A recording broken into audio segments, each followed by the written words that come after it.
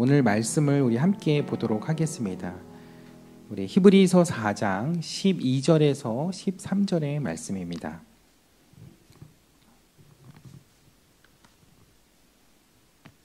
히브리서 4장 12절에서 13절의 말씀 우리 다 같이 함께 읽도록 하겠습니다. 하나님의 말씀은 살아있고 활력이 있어 좌우의 날선 어떤 검보다 혼과 영과 및 관절과 골수를 찔러 쪼개기까지 하며 또 마음의 생각과 뜻을 판단하나니 지으신 것이 하나도 그 앞에 나타나지 않음이 없고 우리의 결산을 받으실 이의 눈앞에 만물이 벌거벗은 것 같이 드러나느니라. 이는 살아계신 하나님의 말씀입니다. 아멘. 우리 하나님이 사랑하시는 우리 영종 만나교회 또 오늘 함께 예배하기 위해 나오신 여러분 모두를 주님의 이름으로 축복하고 또 진심으로 환영합니다. 오늘도 하나님 주신 말씀 속에서 우리와 이 교회를 향하신 또 하나님의 놀라운 계획과 음성을 또 발견하는 시간이 되었으면 좋겠습니다. 오늘 우리가 히브리서 4장 말씀을 읽었는데요. 이 말씀에서 가장 눈에 띄는 단어 또 가장 중요하게 느껴지는 단어가 있다면 그것은 검일 겁니다. 검, 칼을 얘기하는 거죠. 그 12절 말씀을 보면 하나님의 말씀을 검에 비유하고 있는데요. 그 검의 특징을 보니까 좌우의 날선 어떤 검보다 예리한데 그 이유는 살아있고 활력이 있기 때문이라고 하고 있습니다. 살아있고 활력이 있다. 칼이 살아있고 활력이 있다는 건 무슨 의미일까요? 그 칼이 늘 사용되는 칼이기 때문에 녹이 슬거나 무용한 것이 아니라 반짝반짝 광이 나서 활발하고 유용하게 쓸 수 있는 상태에 있다는 것을 의미합니다. 그래서 그 칼은 그 어떤 것도 찌르고 쪼갤 수 있다고 이야기를 하고 있는 것이죠.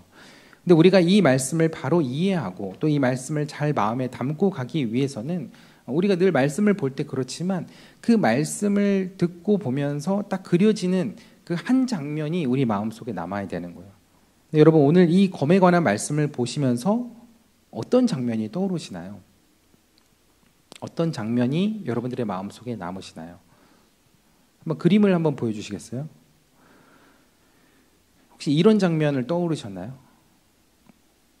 멋진 검을 사용해서 능력을 보여주는 무사의 모습으로 또 하나님을 떠오르시는 분들이 많이 계셨을 것 같다는 생각이 듭니다.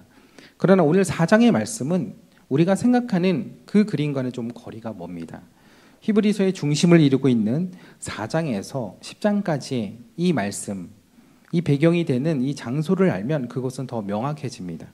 오늘 히브리서의 배경은 바로 성전이기 때문에 그렇습니다. 히브리서 4장 전체를 조금만 더 읽어봐도 그것에 대한 힌트를 많이 얻을 수 있는데요. 4장을 보면 제사장, 은혜의 보좌, 안식 이런 단어들이 등장합니다. 근데 이 단어들은 다 성전과 관련된 단어들입니다. 우선 제사장은 성전에서 일하는 사람들이죠. 뭐 이거는 더 설명을 안 드려도 될 것 같습니다. 근데 은혜의 보좌는 성전과 무슨 관계가 있을까요? 여러분 은혜의 보좌가 뭘까요? 유대인들은요 은혜의 보좌하면 딱 떠올리는 데가 한 군데입니다. 그게 어디냐면 언약궤, 법궤가 있는 그 지성소입니다. 그러니까 은혜의 보좌는 바로 언약궤를 이야기한다는 것이죠. 그래서 구약에 보면 하나님이 언약궤 위에 자정하신다는 표현이 자주 등장합니다. 그래서 성전 안에 있는 성소 안에는 또 지성소가 있는데 그 지성소에 이제 언약궤가 모셔 있죠. 근데 그곳에 하나님이 임재하시는데 하나님이 어떻게 임재하시냐? 그 언약궤 위에 걸터 앉으시는 거예요.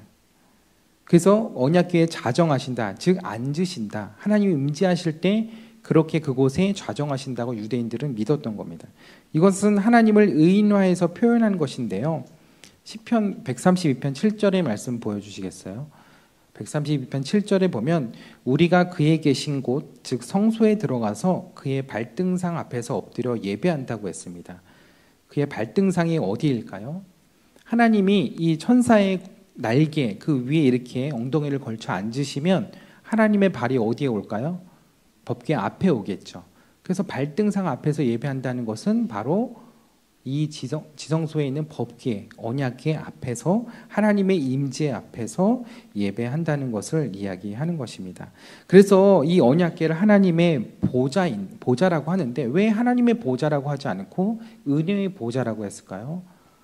그것은 성서시대 유대인들은 하나님이란 단어, 야훼라는 단어를 입으로 직접 부를 수 없었기 때문입니다. 그래서 여호와의 이름을 망령되이 일컫지 말라는 그 십계명에 따라서 유대인들은 여호와의 이름을 직접 부르지 않고 돌려서 말한 거예요. 그래서 하나님의 보좌가 아닌 은혜의 보좌라고 그렇게 불렀던 거죠. 그래서 은혜의 보좌는 언약궤를 말하는 것이고 이것은 또한 성전과 관련된 단어라는 거예요. 그리고 안식이란 단어가 나오는데 안식은 제사를 통해 죄 사함을 받은 자만이 누릴 수 있는 권리였습니다. 아무나 안식할 수 있는 게 아니라, 아무나 안식일을 지킬 수 있는 것이 아니라 죄가 없는 자만이 하나님 안에서 온전한 안식을 할 수 있었던 거죠. 그래서 안식 또한 성전과 관련된 단어였다는 거예요. 결국 이 히브리서 4장에 나오는 이 단어들은 결국 이곳이 어디를 배경으로 하고 있는지에 대해 분명하게 이야기를 해주고 있는데 바로 이곳이 성전이라는 것입니다. 히브리서 기자는 그 성전 안에서 일어나는 일들을 마치 눈으로 보는 것처럼 4장에서부터 쭉 10장까지 이 성전 안에서 일어나는 일들을 묘사하고 그렇게 말씀으로 기록을 하고 있는 것입니다. 그러면 오늘 4장 12절에서 제가 검이 중요하다고 말씀을 드렸는데 그렇다면 이 검은 어디에 사용되는 검일까요? 성전 안에서 검이 왜 필요할까요? 예배 드리다가 조는 사람이 있으면 확 이랬으면 아무도 안 졸겠죠. 예배 시간 늦었는데 지각하면은 확 이렇게 하면은 아무도 늦지 않겠죠. 그런 때 검을 쓰는 걸까요?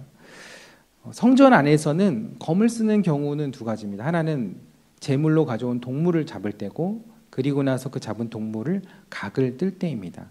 사실은 이 칼의 종류가 한두 가지가 아니고요. 굉장히 많이 있습니다. 제가 뭐 나중에 보여드릴 기회가 있을지 모르겠지만 저는 이제 그런 마음이 들었어요. 오늘 말씀 준비하면서 한번 그 오산에 있는 성막센터에 한번 가보면 좋겠다. 그러면 거기에서 어떤 과정으로 제사를 드리는지를 또 볼 수 있거든요. 근데 거기 가보면요. 칼이 정말 10가지도 넘어요. 종류가. 그러니까 왜 그런지는 이제 다 지금 설명드릴 수 없지만 어쨌든 칼이 굉장히 많이 있고 이 칼이 동물을 잡고 동물의 각을 뜰 때 쓰는 칼을 이야기한다는 거죠. 근데 여러분 성서시대에 제사를 드릴 수 있는 곳이 몇 군데였을까요?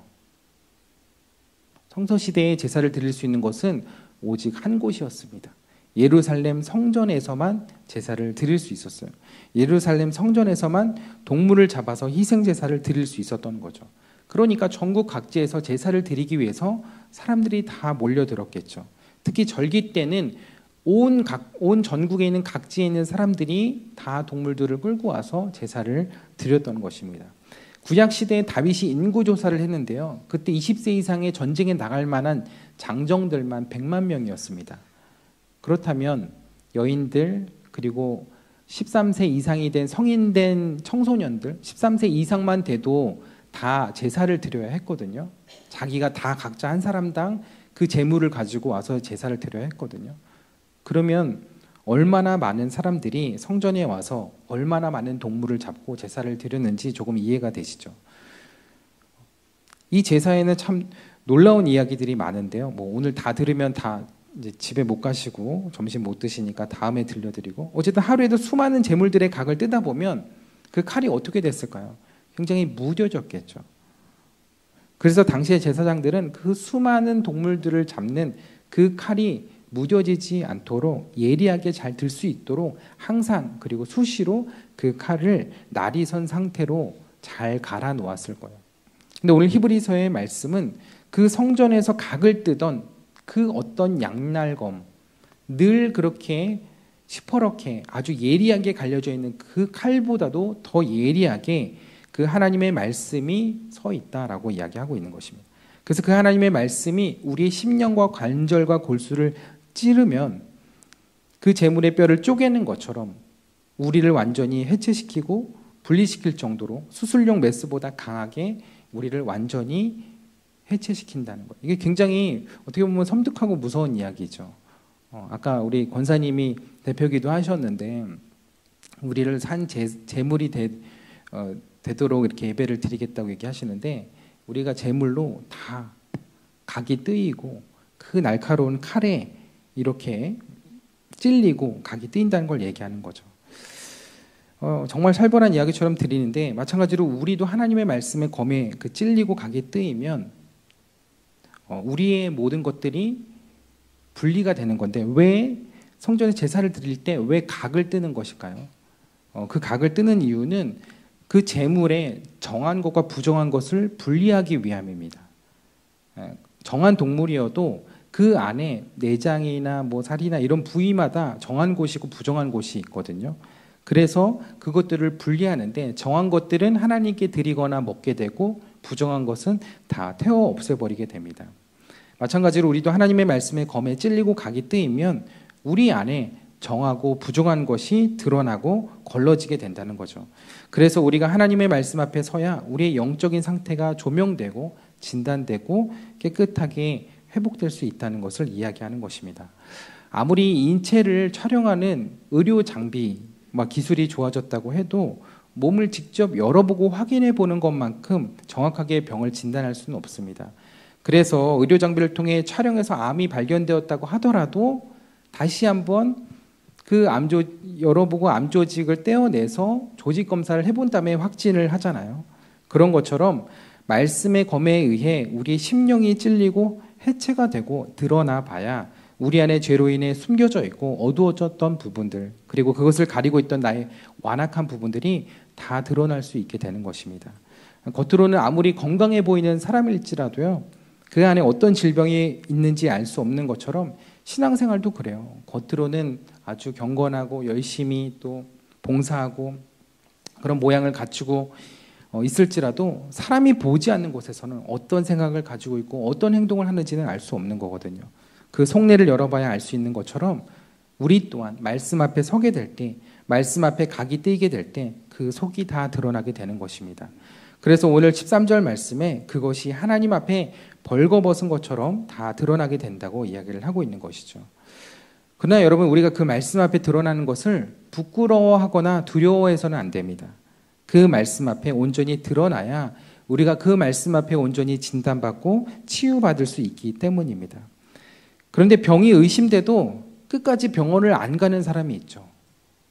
특히 저를 비롯해서 중년 남성분들은 병원 가는 걸 굉장히 무서워해요. 무섭잖아요. 큰 병에 걸렸을까 봐. 근데 그렇게 방치하면 더 병을 키우는 일이 될 수 있죠. 그래서 빨리 검사를 해보고 진단을 받아야 마음도 편안해지고 혹시나 하는 병을 더 키우지 않을 수 있는 것이죠. 우리의 영적인 건강도 그렇습니다. 우리가 말씀 앞에 내 속을 드러내고 말씀 앞에 진단하는 시간이 꼭 있어야 한다는 것이죠. 물론 말씀의 검으로 우리가 쪼개지고 해체되는 것, 또 그 자리에 서는 것 굉장히 괴롭고 아플 수 있습니다. 내가 하고 싶은 대로 살고 싶은데 왠지 내가 말씀 앞에 나아가면 내가 이제 더 이상 내 하고 싶은 대로 살 수 없고 그동안 해오던 것들을 다 포기해야 되는 것 아닌가라는 생각이 들 수 있습니다.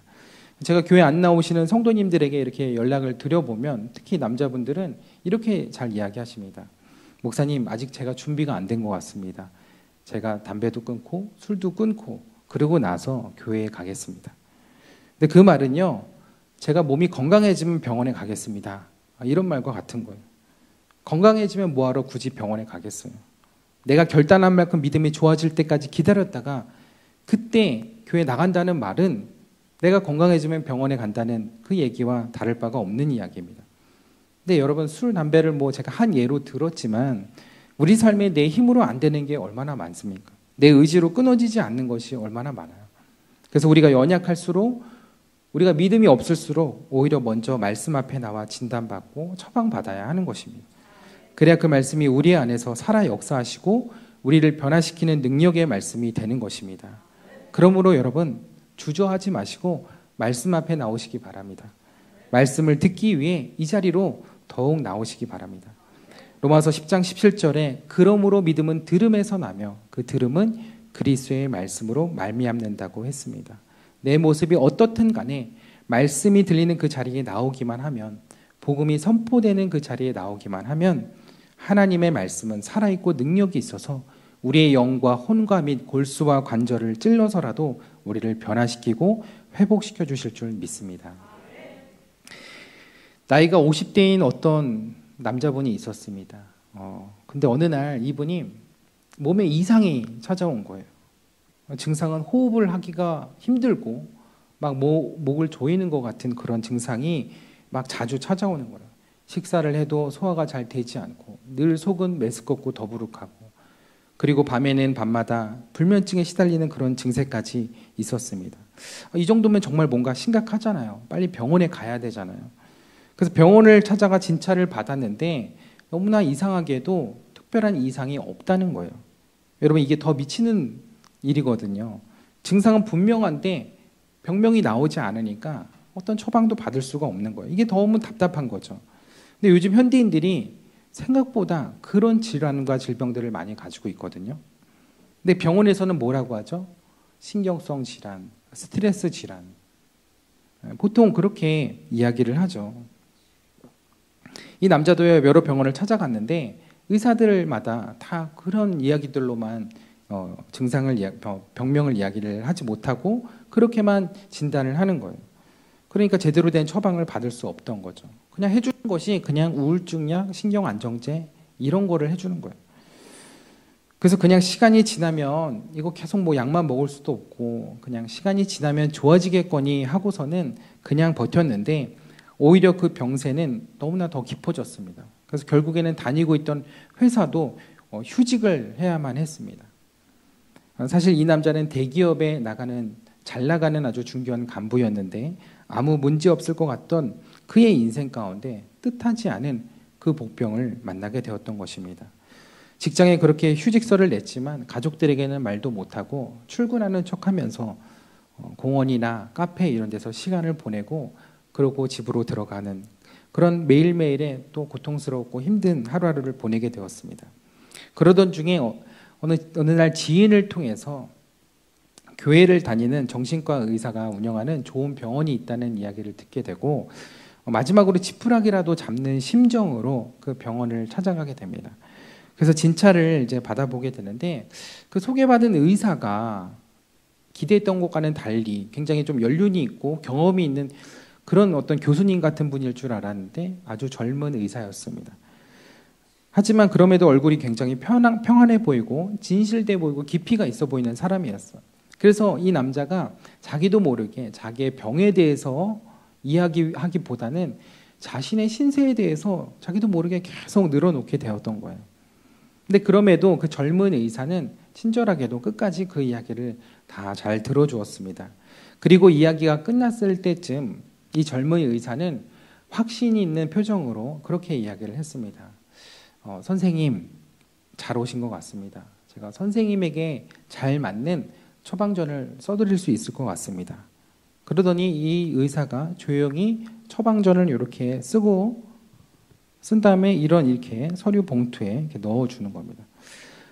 그러면서 하는 말이 제가 이 처방전을 써드렸는데 여기에 제가 처방해드린 약은 그냥 일반 시중에 약국에서는 구할 수 없는 약이니까 집에 가서 조용히 한번 보시고 구할 수 있는 곳에서 구하셔서 그 약을 처방대로 잘 복용해 보시기 바랍니다.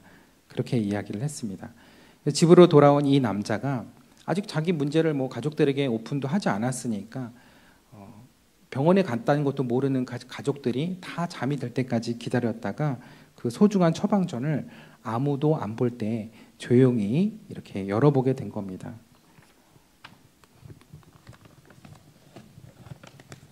진짜 열어보는 겁니다. 처방전을 열어봤는데 거기에는 일반 처방전의 양식으로 이렇게 적혀 있었습니다. 처방전 이름 누구누구 기와의 신속한 쾌유를 기원하며 다음과 같이 처방합니다. 약의 종류 구약, 약의 이름 시편 23편, 용법 및 용량 매일 공복에 하루에 5번씩 물 없이 천천히 드시오. 주의사항 꾸준히 복용하셔야 뚜렷한 효과를 볼 수 있습니다. 이걸 본 이 남자가요 잠시 어이가 없었어요. 그러더니 잠시 후에는 끓어오르는 분노를 참지 못하고 이 종이를 이렇게 구겨가지고요 휴지통에 탁 버렸어요. 얼마나 화가 났는지. 그 분노를 가라앉히기가 쉽지 않았지만 한참을 그렇게 씩씩거리다가 다시 잠자리에 누웠습니다. 근데 그날 밤 평소보다 더 심한 그 불면증에 그렇게 시달리면서 한숨도 잠을 잘 수가 없었습니다. 그리고 새벽동에 틀 무렵 문득 그런 생각이 들었습니다. 아니, 이 잘난 의사가 돈을 벌려고 했으면 나한테 입원을 시키든지 비싼 약을 지어주든지 아니면 복잡한 치료 아니면 긴 치료 방법을 권면했을 텐데 도대체 뭘 바라고 뭘 원하고 이런 처방을 나에게 해줬을까? 그런 생각에 다시 그 쓰레기통으로 가가지고 이 처방전을 다시 펼쳐놓고 생각하기 시작했습니다. 그리고 교회에 나가본 지 한참이 되어가지고 어떻게 보면은 이미 읽기를 그만두었던 먼지가 덮인 그 성경책을 꺼내서 처방전에 나와 있던 그 시편 23편이라는 곳을 찾아보게 됩니다. 그리고 그것을 천천히 읽기 시작했습니다. 여호와는 나의 목자시니 내게 부족함이 없으리로다. 근데요, 이상하게 이 말씀을 읽는데 이 말씀이 마음에 쑥 들어오는 것 같은 거예요. 그래서 이 남자가 얼른 메모지를 찾아서 거기다가 그 시편 23편의 말씀 전체를 거기다가 옮겨 적었습니다. 그리고 그날부터 의사가 적어준 용법대로 복용을 하기 시작했습니다. 새벽에 일어나자마자 공복에 한 번, 아침 먹고 식간에 한 번, 점심 먹고 식간에 한 번, 저녁 먹고 식간에 한 번, 그리고 자기 전에 한 번. 그렇게 5번. 그렇게 의사가 정해준 대로 꼬박꼬박 정해진 시간마다 천천히 읽기 시작했습니다. 아니, 복용하기 시작했습니다. 그렇게 하니까 하루면 5번, 일주일이면 35번, 한 달이면 몇 번? 150번. 그렇게 2달쯤 되니까요, 이 종이가 없어도 이 말씀이 다 기억이 날 정도가 되었던 거예요. 그러던 어느 날 모두가 자고 있는 아침 여느 때처럼 조용히 눈을 감고 이 시편 23편의 말씀을 복용하기 시작했습니다. 여호와는 나의 목자시니 내게 부족함이 없으리로다. 그가 나를 푸른 초장에 누이시며 나를 실만한 물가로 인도하시는도다. 내 영혼을 소생시키시고 자기 이름을 위하여 의의 길로 인도하시는도다. 내가 사망의 음침한 골짜기로 다닐지라도 해를 두려워하지 않을 것은 주께서 나와 함께 하심이라. 주의 지팡이와 막대기가 나를 안위하시나이다. 주께서 내 원수의 목전에서 상을 베푸시고 기름으로 내 머리에 바르셨으니 내 잔이 넘치나이다. 나의 평생의 선하심과 인자하심이 정녕 나를 따르리니 내가 여호와의 집에 영원히 거하리로다.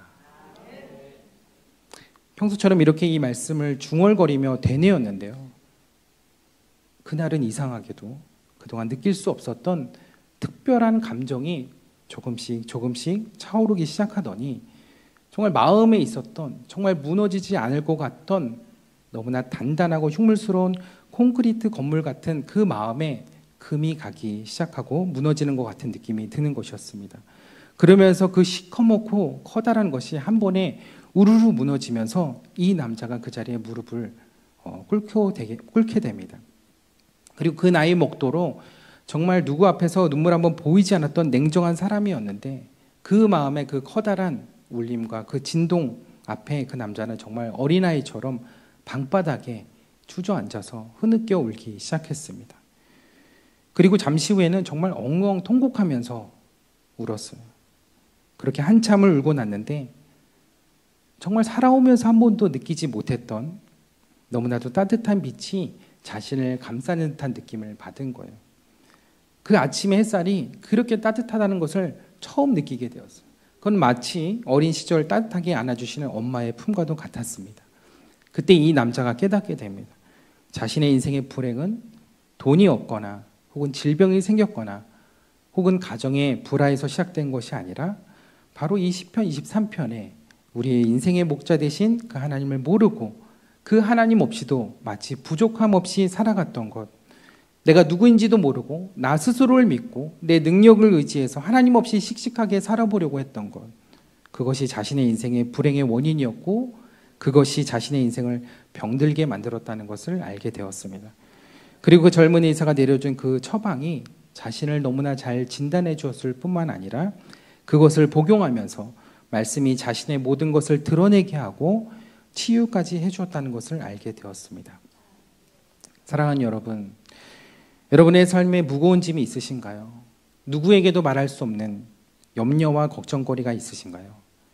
육신의 질병이 여러분들의 삶을 계속 누르고 있나요? 인생에 감당하기 어려운 시련과 아픔이 계속 찾아오나요? 그렇다면 말씀으로 나오십시오. 여러분들의 모든 문제를 가지고 말씀 앞에 처방받으십시오. 우리 인생의 답은 오직 거기에 있습니다. 성경은 우리 인생의 불행은 하나님을 떠나면서부터 시작되었고 그 불행의 사슬을 끊고 하나님 앞에 다시 만나는 길은 오직 말씀이신 예수 그리스도이심을 이야기하고 있습니다. 그것은 죄로 병든 모든 인류에게 내려진 하나님의 동일한 처방전입니다. 그 하나님의 처방을 받아야 합니다. 그래야 우리의 삶의 온전한 치유와 회복이 시작되는 거예요. 오늘 우리가 읽었던 히브리서의 말씀을 조금 더 읽어가면 15절과 16절에 이렇게 이야기를 하고 있습니다. 우리에게 있는 대제사장은 우리의 연약함을 동정하지 못하실 리가 아니요 모든 일에 우리와 똑같이 시험을 받으신 이로되 죄는 없으시니라.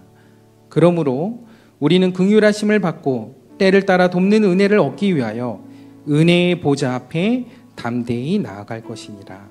우리가 긍휼하심을 받고 때를 따라 돕는 은혜를 얻으려면 은혜의 보좌 앞에 담대히 나아가야 할 줄 믿습니다. 그러니 이 시간 말씀이시며 언약궤가 되신 그 예수님 앞에 담대히 나아오시기 바랍니다. 그러면 대제사장 되신 예수님께서 우리의 몸에 성령의 검을 대시고 우리 안에 악하고 더러운 모든 것들을 낱낱이 분리시켜서 우리를 다시 정결한 주님의 백성으로 만들어 주실 줄 믿습니다. 그러니 말씀이신 주님 앞에 다시 한번 용기 내서 담대히 나오시기 바랍니다. 믿음으로 나올 때 그 말씀이 우리를 치유하실 줄 믿습니다. 오늘 이 시간 그 말씀의 빛이 여러분들의 몸과 마음 그리고 여러분들의 삶에 강력한 치유의 강선이 될 줄 믿습니다. 그 은혜와 응답이 오늘 예배의 자리로 나오신 여러분 모두에게 있게 되기를 주님의 이름으로 간절히 축원합니다. 말씀이 육신이 되어 오신 예수님, 이 시간 그 주님이 우리 가운데 오셔서 주님의 손으로 만져주시고 고쳐주시고 우리 치료하여 주실 것을 믿음으로 고백하며 우리 찬양과 기도의 자리로 나아가겠습니다.